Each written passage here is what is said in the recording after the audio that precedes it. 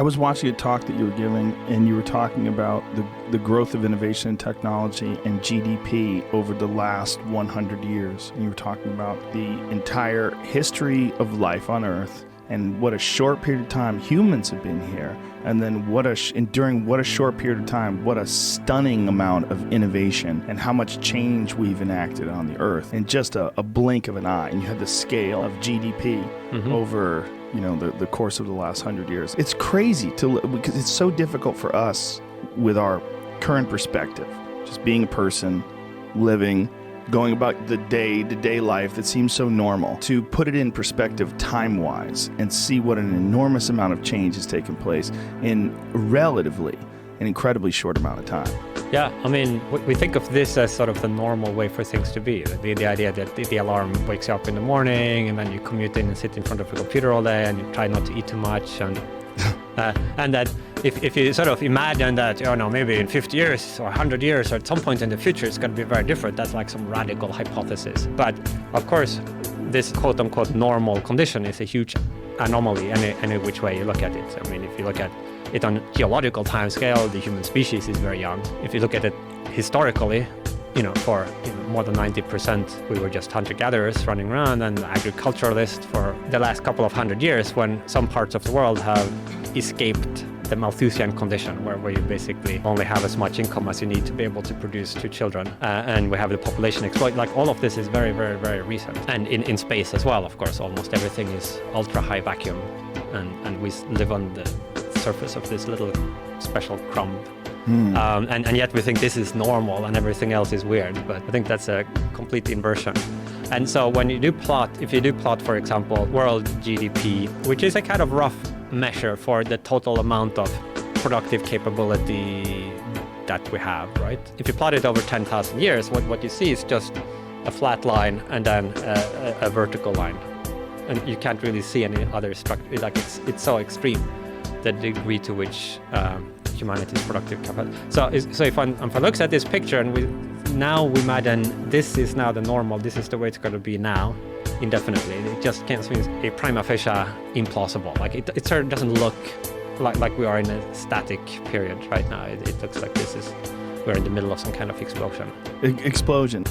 And what's incredible is that that's actually explained by the Bible. So if you look back in Daniel, it's a book in the Old Testament. That book has a lot of prophecy in it. Daniel interpreted dreams and did a lot of really incredible things. And one of the things that he wrote down is that people will travel, I think in the King James, it's something roughly like people will travel to and fro and knowledge will increase. And so that might sound like a very general statement or a very simple line, but that's an incredibly powerful statement based on what he just said. So if you look at, they're looking at it from an idea that the history of human civilization stretches back, 100,000 years when we branched off from our next nearest common ancestor.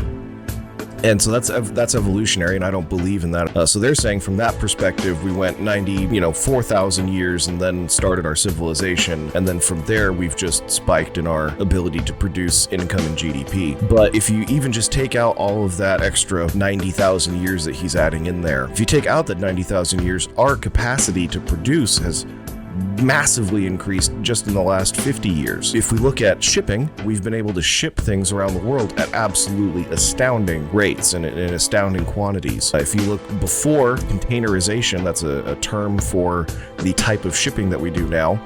So all of our shipping, it gets loaded and unloaded in these regular sized boxes that I grew up calling sea containers. Containerization has massively increased the amount that we can trade between nations. Before that, we had been using the exact same method for transporting goods across the ocean since the Phoenicians, and that's called break bulk shipping. And so we saw a dramatic increase in humanity's prosperity just from that one simple change that happened back in the 1950s, and that for the previous 2,000 years of human existence, we hadn't changed at all. And so what we'll see going forward for a brief period of time is humanity absolutely increasing in knowledge and understanding and being able to travel all over the place, even off the planet. But ultimately what the Bible says is going to happen is that Jesus Christ is going to come back. He's going to wipe away all of the evil in the world, rule our world for 1,000 years. The evil's going to come back because humanity is just that broken. And then ultimately he's going to save us for eternity from evil and from the consequences of the sins that we committed. I just find it incredible that this phenomena that we are seeing today was explained by a prophecy in the book of Daniel thousands of years ago.